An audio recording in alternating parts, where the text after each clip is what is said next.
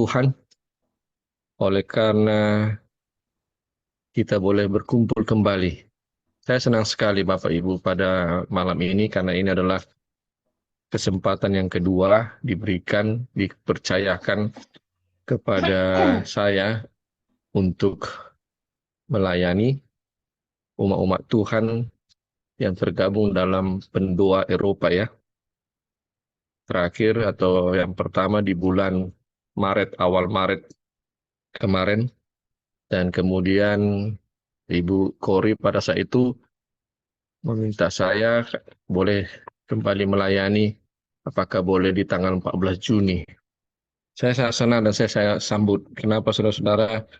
Karena seperti yang pernah saya bilang, saya senang untuk melayani dan apalagi tadi sudah disampaikan oleh MC tadi, ya, apalagi tanggal 14 Juni itu tepat hari kelahiran saya. Ya, jadi hari ini saya sangat bersuka cita. Beberapa jam yang lalu juga di rumah kami, di rumah kita ini baru selesai ibadah malam permintaan doa dari jemaat kami. Ya, hadir hampir 60 orang, ya. Baru selesai, kita beres-beres. Saya sejenak istirahat kurang lebih 1 jam, kemudian sudah dibangunkan oleh istri untuk bersiap-siap melayani di wadah kita ini. Saya sangat senang dan bersuka cita karena Tuhan masih memberkati saya hingga saya ini berusia 48 tahun. Tuhan sudah karuniakan keluarga, anak-anak, dan banyak hal mujizat yang sudah Tuhan berikan di dalam kehidupan ini. Terima kasihlah. Ya, terima kasih Bu Feni. Terima kasih untuk kita semua, untuk Ibu Santi yang juga terus-menerus kita TikTokan untuk mempersiapkan acara kita ini dan membuat brosur dengan baik. Dan kepada yang ambil bagian, termasuk lagu pujian, saya ucapkan juga terima kasih. Kita bersyukur wadah ini ada untuk mempererat hubungan antara saudara-saudara saya yang ada di benua Eropa, ya, untuk menyatukan hati, menyatukan semangat di dalam pelayanan. Saya doakan semoga wadah ini tetap boleh eksis dengan tujuan untuk saling menguatkan satu sama lain. Dan saya lihat di sini banyak yang senior-senior ya, opa, oma, yang boleh hadir, para pendeta juga hadir di sini. Saya sangat bangga dan berbahagia boleh dilibatkan di dalam kegiatan ini. Dan mohon maaf ya, kalau firman yang saya sampaikan bukan mau mengajari karena saya masih muda Bapak Ibu sekalian, tapi sekedar saya rindu untuk melayani, bersaksi, dan menguatkan. Karena saya percaya juga wadah ini bisa juga kita share nanti videonya ke media-media kita ya. Karena saya juga selalu share ya hasil daripada kegiatan ini supaya boleh disaksikan oleh banyak orang. Karena itulah tugas kita ya, mengabarkan Injil kebenaran seluruh dunia. Dan puji Tuhan melalui media sosial seperti ini kita tidak perlu lagi jauh-jauh pergi secara fisik. Kita dengan membagikan link atau video saja di media-media kita dengan tombol di handphone kita saja, itu sudah termasuk adalah penginjilan kita ke seluruh dunia. Baik, izinkan saya men-share slide pada malam ini.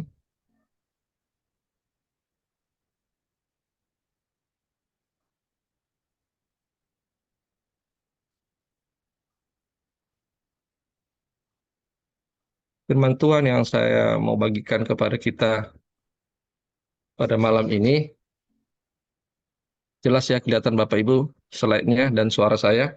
Bagus. Oke. Judulnya adalah saudara-saudara percaya kepada Tuhan. Saya ambil di dalam ayat intinya dalam Mazmur 37 ayat 5. Saudara-saudara sekalian, ketika semua berjalan dengan baik, semua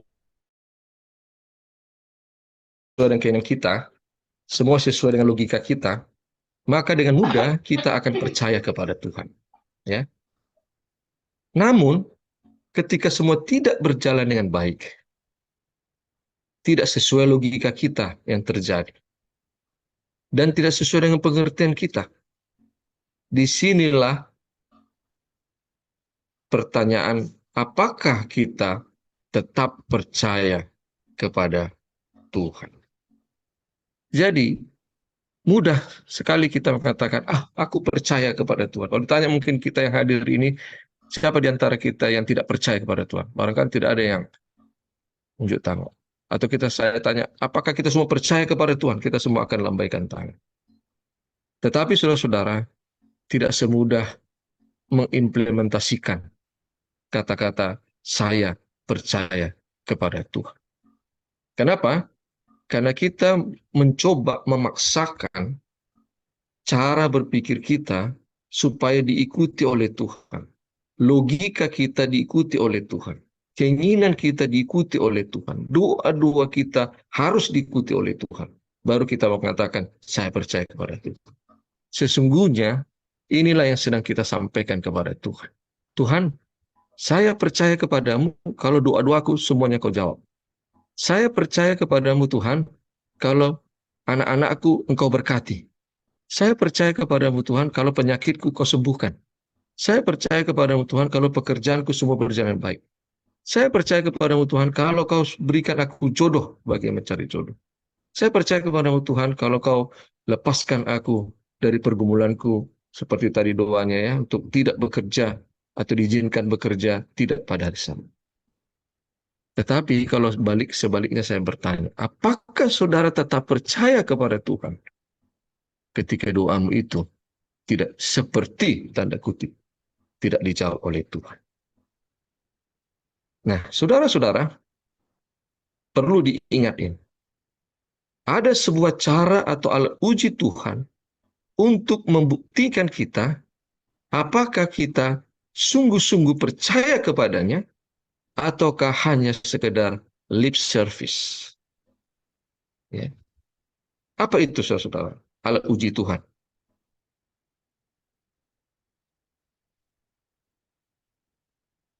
Ini dia, saudara.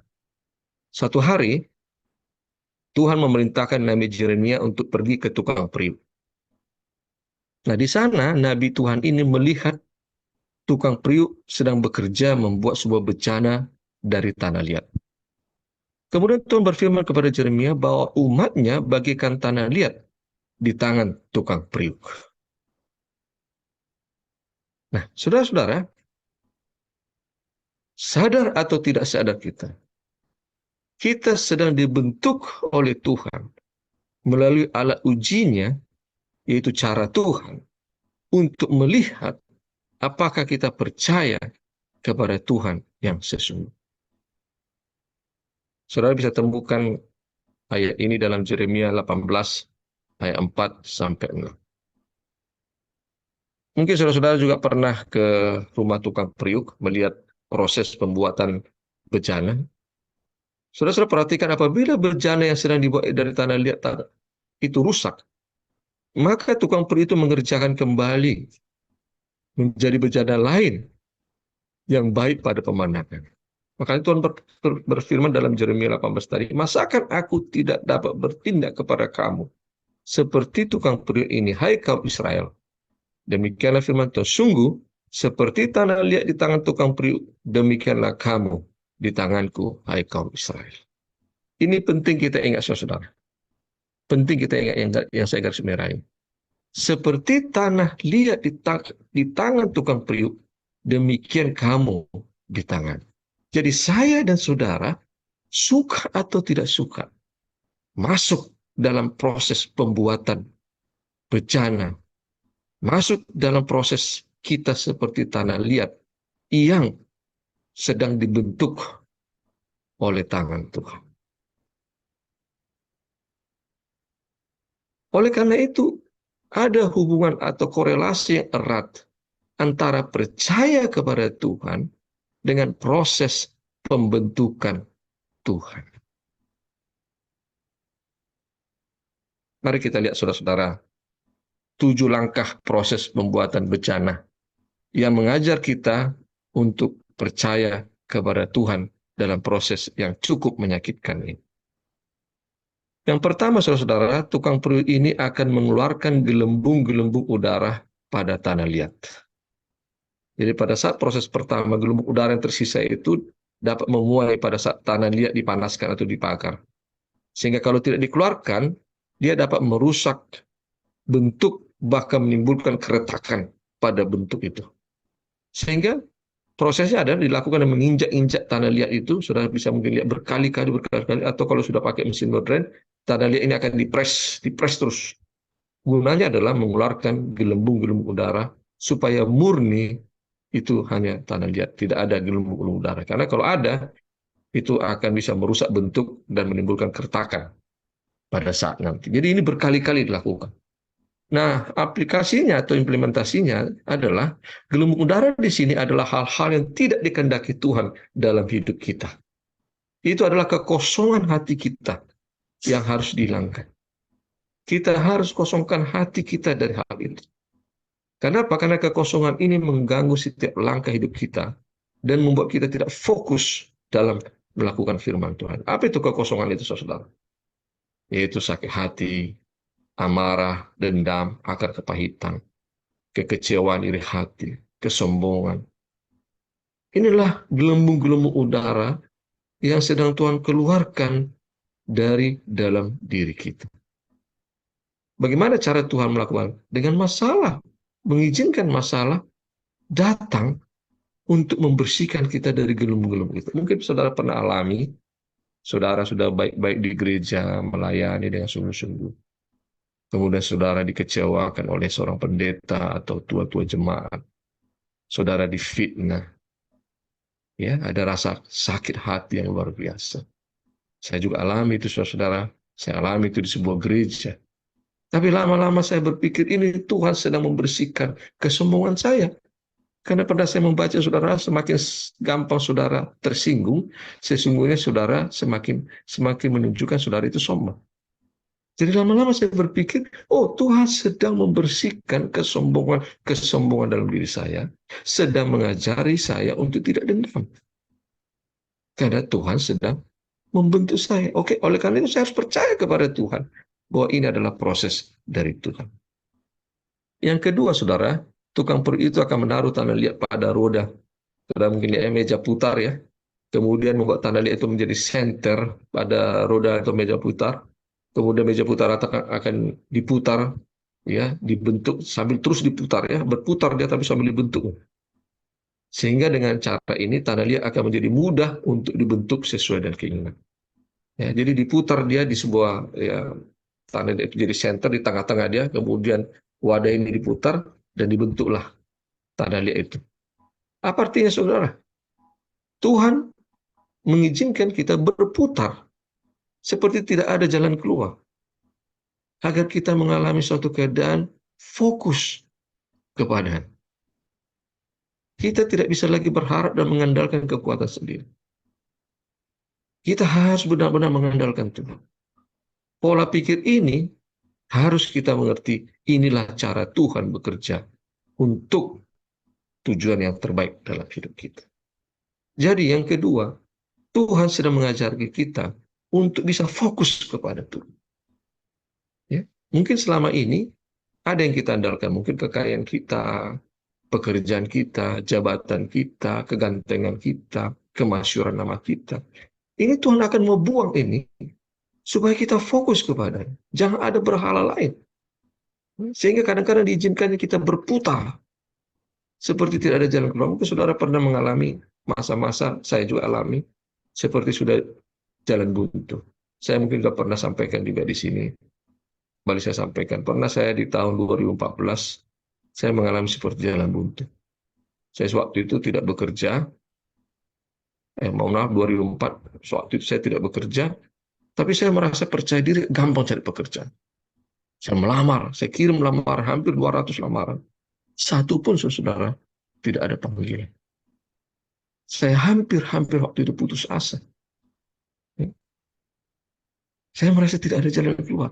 Padahal saya sudah punya, waktu itu sudah menikah dan sudah punya anak satu. Saya sampai menangis, berdoa bersama istri. Seperti tidak ada jalan keluar. Tetapi Akhirnya sampai saya ke satu titik, saya sampai berkata kepada Tuhan, ini suatu titik di mana saya sudah hampir putus asa, tapi saya datang berturut, saya bilang, Tuhan, kalau kau pun diam seperti batu karang, tapi percayalah, I still love you.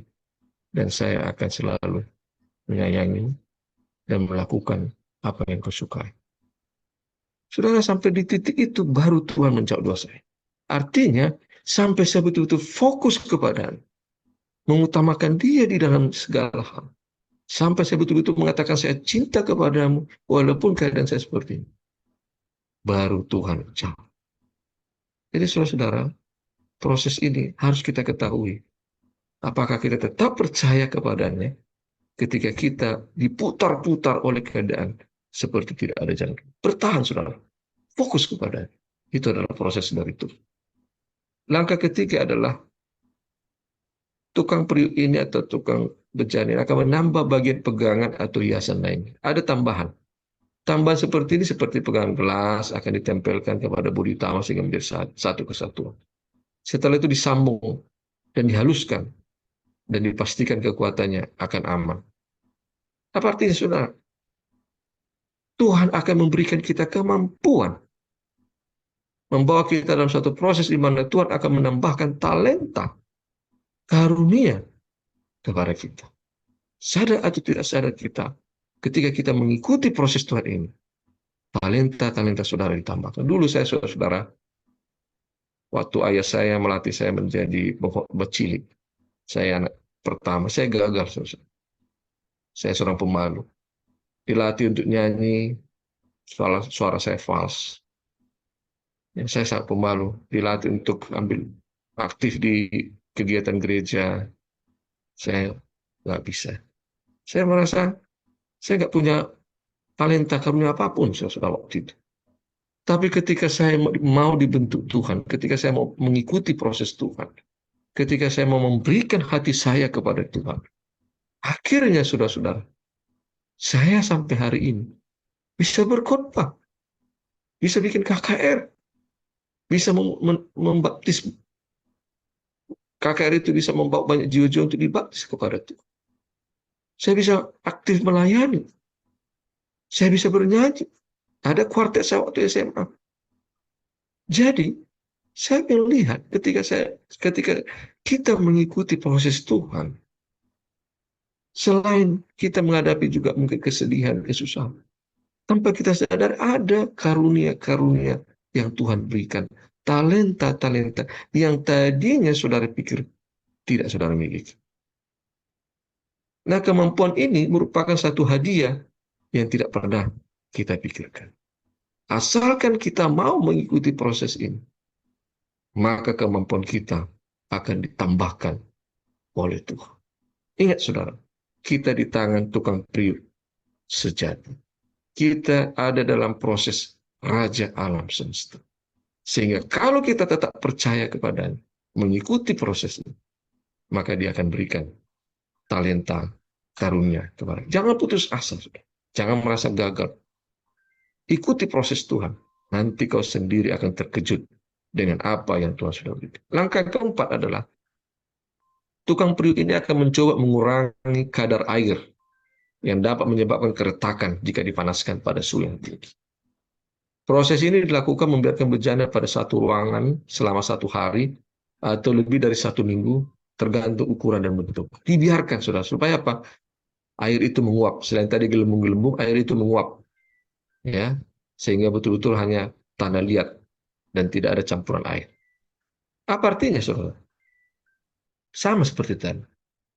Proses ini seolah-olah Tuhan meninggalkan kita. Pernah saudara mungkin merasakan, ya? Waktu berdoa saudara seperti ditinggalkan Tuhan. Saudara, doa-doa saudara nggak didengar Tuhan. Hidup terasa kering dan tawar. Bahkan teman-teman saudara seperti meninggalkan saudara. Seperti seolah-olah saudara dianggap putus asa, tidak punya lagi harapan. Inilah proses Tuhan mengajarkan kita untuk benar-benar hidup di dalam iman. Tuhan mengajarkan kita untuk hidup tidak berdasarkan perasaan, tapi berdasarkan apa? iman kepada Yesus. Ingat saudara-saudara ya, ketika sedang terjadi proses ujian di dalam sebuah ruangan kelas, maka guru yang biasanya mengajar akan berdiam diri. Dia tidak akan bicara banyak, yang biasanya di kelas itu dia yang paling banyak bicara, saudara disuruh diam. Tapi ketika terjadi ujian dalam kelas, kalau saudara bertanya, saudara akan kena hukum. Atau saudara ribut, saudara akan kena hukum. Dan guru itu akan berdiam. Kenapa? Karena saudara sedang menghadapi proses. Jadi saudara-saudara, kalau Tuhan terlihat seperti diam, bukan berarti dia tidak ada di sisi, tapi engkau sedang mengikuti proses ujian. Ikutilah ujian itu. Guru itu akan tetap berada di dalam kelas itu sebenarnya. Tapi dia berdiam. Dan dia percaya bahwa semua yang diajarkannya kepada murid-muridnya pasti akan bisa dijawab dengan baik oleh murid. Ketika Tuhan memasukkan saudara ke dalam proses ujian, itu tandanya Tuhan percaya, yakin bahwa saudara bisa melewatinya. Oleh karena itu jangan kerdilkan dirimu, saudara. Ketika kau menghadapi proses dari Tuhan yang menyakitkan, hidup terasa kering dan tawar seperti ditinggalkan. Jangan gunakan perasaanmu, tapi gunakan imanmu bahwa dia ada di samping. Dia sedang berdiam, menunggu engkau menyelesaikan ujian. Percaya kepada Tuhan. Jangan ragu itu. Walaupun ada di telingamu di kiri kanan mengatakan, Tuhan sudah jauh. Oh, Tuhan tidak dekat dengan. Percaya, ikuti semua perintah. Saya pernah membaca tulisan Ron Huat tentang bagaimana Abraham mempersembahkan. Saudara, selama 3 hari 3 malam perjalanan Abraham dari tanah kelahirannya, tempat dia tinggal sampai kepada Gunung Muria itu. Dia berkali-kali katanya berdoa meminta petunjuk Tuhan. Menangis, memohon supaya Tuhan mendengar doanya. Tapi katanya dia tidak pernah mendengarkan suara Tuhan. Yang dia dengar katanya hanya suara setan mengatakan, jangan lakukan. Bagaimana mungkin Allah pengasih mengizinkan kau membunuh anak? Membunuh itu melanggar hukum Tuhan. Jadi Abraham tidak pernah mendengar suara Tuhan yang memberikan penghiburan kepadanya 3 hari 3 malam. Tapi Abraham berjalan dengan iman. Dia percaya itu suara Tuhan di awal.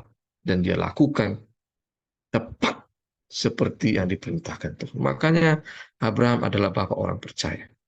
Jadi saudara-saudara jangan berjalan dengan perasaan. Kalau perasaanmu hari ini sedang tidak semangat, jangan jadi saudara malas untuk beribadah. Perasaan saudara sedang membenci, kesal kepada Tuhan, jangan malas untuk berdoa. Apa aja berdoa? Saya juga demikian, saudara. Semakin malas saya untuk berdoa, saya paksakan diri saya untuk bertelut dan berdoa kepada. Karena saya tidak mau mengikuti Tuhan dengan perasaan, tapi dengan apa? Dengan ini. Langkah yang kelima adalah dipanaskan pada suhu di atas 1000 derajat. Ini untuk memberikan kekuatan sebelum proses berikutnya. Saudara, Tuhan akan mengizinkan kondisi membuat kita bergesekan satu sama lain, bahkan dengan orang terdekat. Mungkin saudara pernah mengalami itu, bergesekan dengan orang-orang di gereja, bergesekan dengan keluargamu, ya? Karena kebenaran yang kau miliki, karena semangat mengikuti Tuhan, saudara jadi dibenci, bergesekan. Proses ini sebenarnya membuat kita semakin kuat. Ingat ya, besi menajam ke besi, manusia menajam ke manusia. Jadi bersyukurlah kepada Tuhan kalau saudara dibenci oleh saudara-saudaramu seiman di gereja karena kasih yang luar biasa kepada Tuhan. Bersyukurlah kepada Tuhan ketika semangatmu melayani Tuhan difitnah, dikatakan bahwa saudara berpura-pura dan sebagainya. Kenapa? Karena itu sedang menajamkanmu, membuatmu kuat, dipanasi kau sampai 1000 derajat. Tapi sebenarnya Tuhan sedang mau membentukmu menjadi pribadi yang kuat. Jika kita dapat melalui proses ini, saudara, kita akan menjadi pribadi yang kuat dan tangguh dan siap menghadapi berbagai masalah yang lebih besar lagi. Tidak ada pelajaran yang lebih baik lagi dibandingkan dengan proses ini untuk membuat kita siap dalam menjalankan tugas lebih besar yang telah Tuhan sediakan. Artinya, saudara, sekali saudara bilang saudara percaya kepada Tuhan, sekali saudara bilang saya mau ke surga, Saudara harus siap mengikuti proses itu. Saya senang Ketua UNI selalu bilang, kita harus ke surga. Kita harus ke surga. Tapi dalam kata-kata kita harus ke surga itu, saudara harus siap hadapi proses yang dari Tuhan. Proses yang menyakitkan secara manusia. Memilukan. Proses yang sangat kita tidak sanggup secara kemanusiaan. Tapi kalau kita percaya kepada Tuhan, kita akan bisa melewatinya. Saudara. Langkah keenam adalah pendinginan bejana sebelum proses ini memerlukan waktu beberapa hari. Jadi setelah dipanaskan, didinginkan. Ini adalah kalanya Tuhan membawa kita ke dalam proses pendinginan, di mana kita kembali merasa sendiri lagi, ditinggalkan. Ya, kadang-kadang kita merasa dapat berkat yang banyak. Ya, sudah mungkin alami itu. Satu sisi saudara ketika menghadapi kesulitan usaha, nanti beberapa saat kemudian saudara mendapat sukacita. Ini proses saudara-saudara.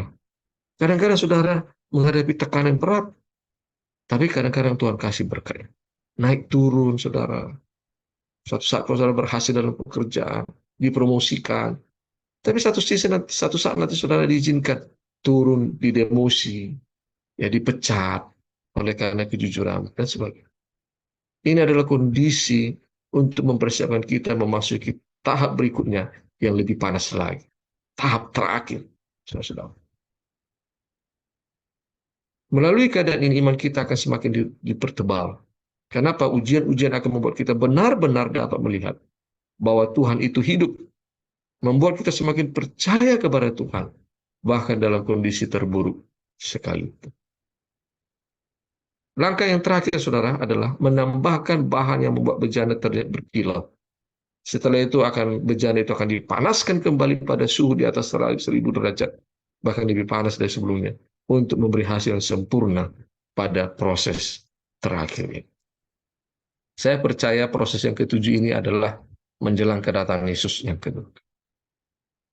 Di mana ujian terbesar, penganiayaan, akan kita alami juga sebagaimana pelajaran sekolah sahabat kita disampaikan.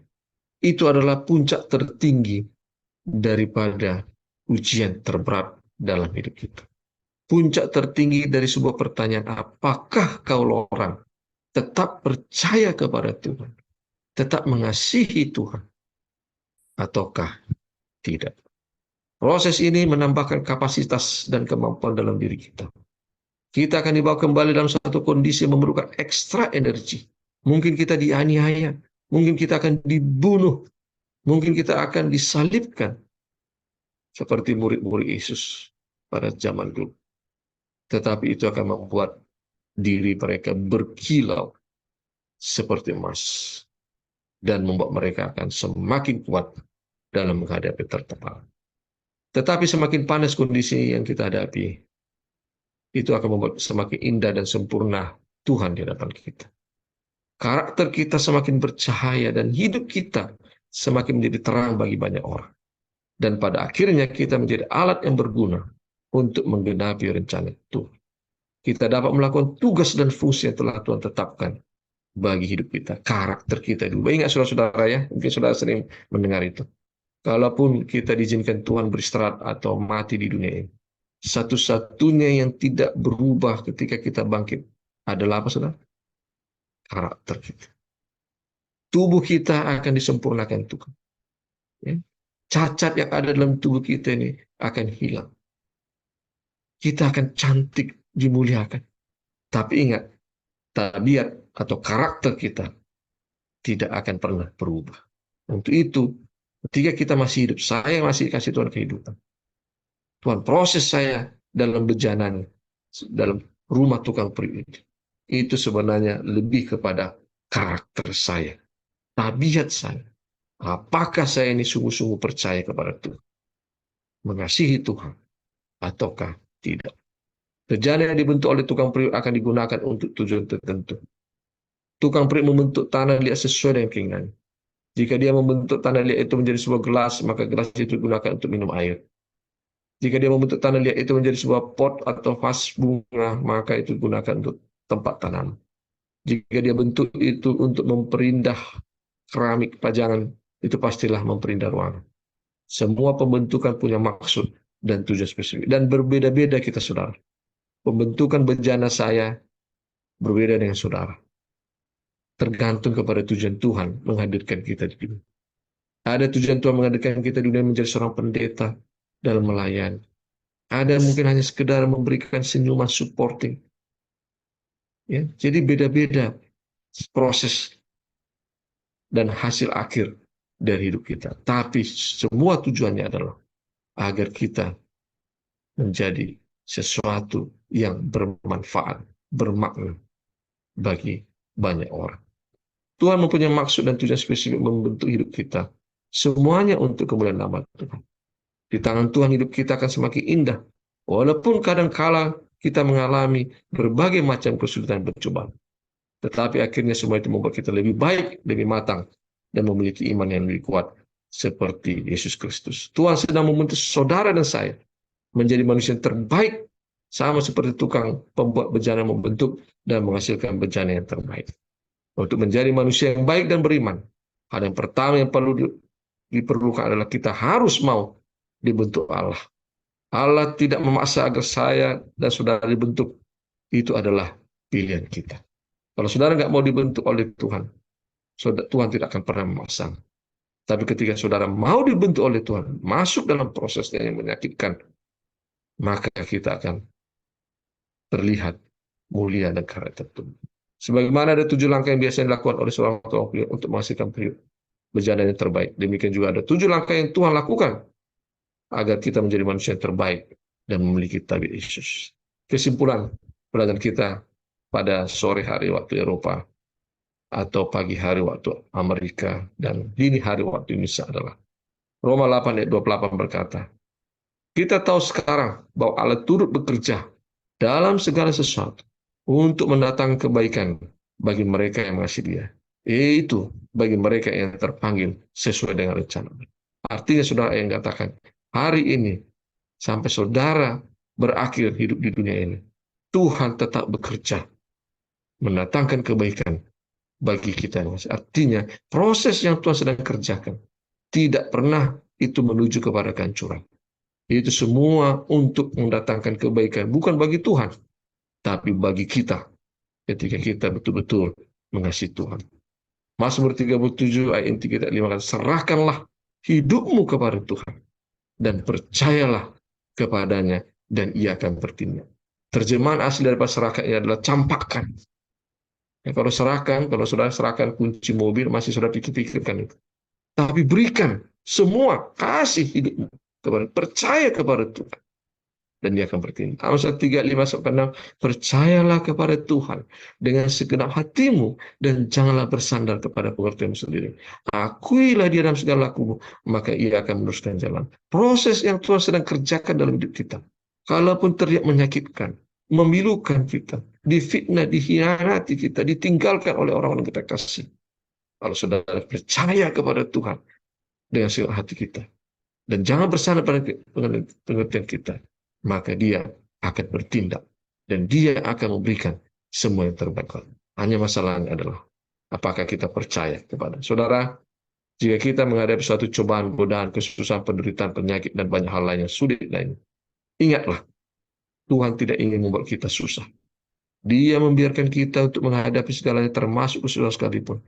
Dia ingin membentuk saya dan saudara menjadi orang yang terbaik, menjadi umatnya yang setia. Sama seperti tukang bejana berusaha membuat bejana yang terbaik, demikianlah kita sedang dibentuk menjadi manusia yang terbaik di tangan. Lewat segala sesuatu yang kita alami. Pertanyaannya adalah, adakah saya dan saudara tetap percaya kepada Tuhan? Adakah saya dan saudara tetap mengasihi Tuhan? Adakah saya dan saudara tetap komitmen untuk setia melakukan pekerjaan-pekerjaan Tuhan? Sekalipun datang penderitaan, kesusahan, penyakit, godaan, dan cobaan yang lain. Saudara yang terkasih, Allah sangat peduli terhadap saudara dan saya. Dia rindu membuat kita lebih baik. Apakah kita percaya kepada Tuhan? Semoga masing-masing kita siap dan mau dibentuk oleh Tuhan Yesus. Tuhan memberkati kita semua. Amin.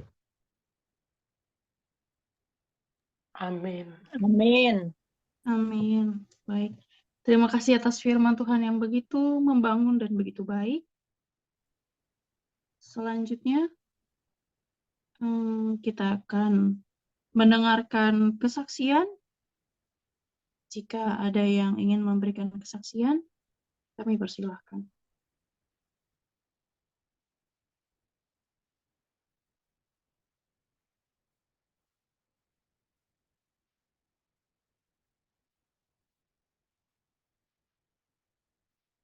Atau apabila ada pertanyaan, mungkin dapat disampaikan, nanti pembicara kita akan menjawab.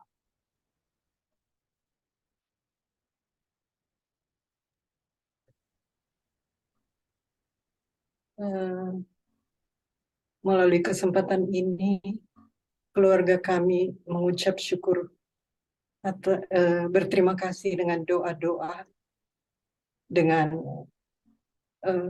penguburan dari ibu kami. Semuanya telah berjalan dengan baik. Terima kasih.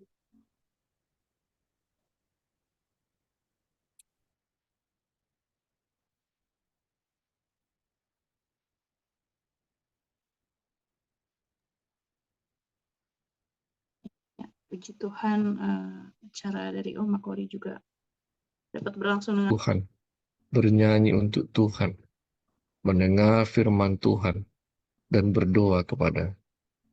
Terimalah ibadah kami ini menjadi bauan harum bagi nama Tuhan. Dan kiranya lah kasih dan kemurahan Tuhan akan kau curahkan kepada kami yang bergabung di Zoom meeting ini, maupun bagi saudara-saudara kami yang menyaksikan acara di hari-hari berikutnya. Agar kiranya damai dari surga, sukacita kebahagiaan, perlindungan dan berkat-berkat istimewa Engkau akan limpahkan kepada kami semua. Secara khusus kepada wadah atau grup pendoa Eropa ini yang sudah dibentuk ini Tuhan. Berkati pengurusnya, berkati mereka semua Tuhan yang sehati sepikir membentuk kegiatan ini untuk senantiasa menguatkan satu sama lain. Kiranya lah melalui kegiatan ini Tuhan, nama Tuhanlah yang dipermuliakan dan ditinggikan, dan seluruh anggota yang bergabung akan merasakan manfaat kegiatan ini, yaitu Tuhan akan dimuliakan dan Tuhan akan memberkati dan mempersiapkan kami menanti kedatangan Yesus. Terima kasih untuk firman-Mu yang boleh hamba-Mu telah sampaikan kepada kami semua. Ajari kami Tuhan, percaya kepada Tuhan dengan segenap hati kami, dan jangan bersandar kepada pengertian. Dan terkadang Tuhan, secara manusia kami sulit untuk percaya kepadamu. Ketika doa-doa kami tidak dijawab, ketika kesulitan, kesusahan, penderitaan, sakit, penyakit datang menimpakan. Ajari kami bahwa itu adalah proses pembentukan dari bejana Tuhan. Agar kami mau diproses mengikutinya Tuhan. Agar kami tetap percaya kepadamu Tuhan. Sekalipun kami tidak bisa melihat jalan keluar. Sekalipun kami tidak melihat campur tangan Tuhan. Tapi biarlah kami tidak menggunakan perasaan kami, tapi iman kami kepada Tuhan. Kiranya firman ini akan menancap dalam hati sanubari kami terdalam, agar mulai saat ini seterusnya, kepercayaan kami kepada Tuhan akan semakin teguh dalam menanti kedatangan Yesus yang kedua kali.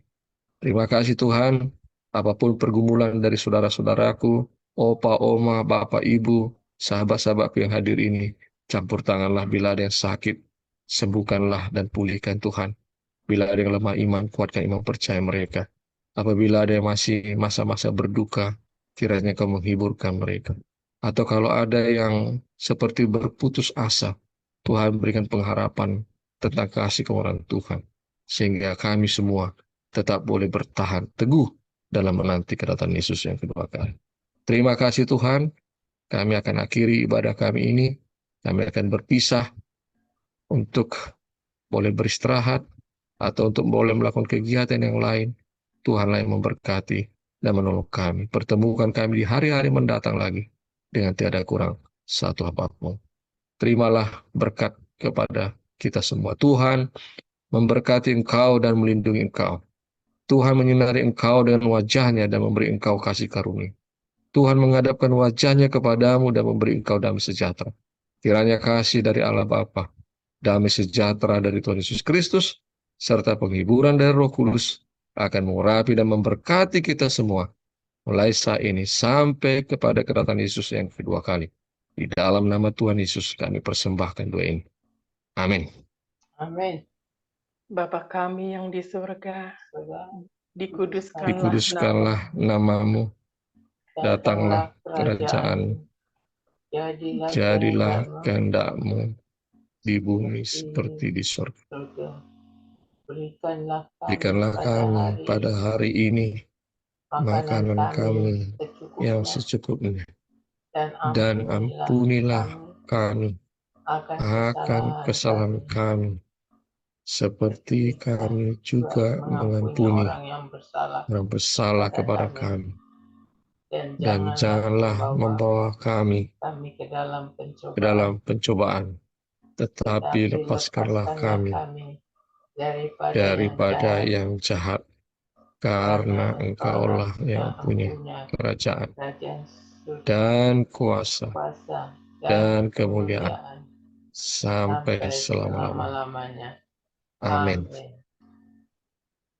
Amin. Amin. Amin. Teskori, selamat datang. Terima kasih. Terima kasih The Angel yang sudah pimpin kita. Terima kasih Bapak Lorana Pitupulu. Sama-sama, Sebelumnya Bu. mungkin kita bisa foto bersama ya sebagai dokumentasi. Nanti saya masukkan ke dalam videonya. Mungkin bagi yang Boleh. belum membuka kameranya, silakan dibuka kameranya. Iya. Oke, saya akan coba foto dulu ya, sebentar. Nah, terima kasih yang sudah membuka kameranya. Baik.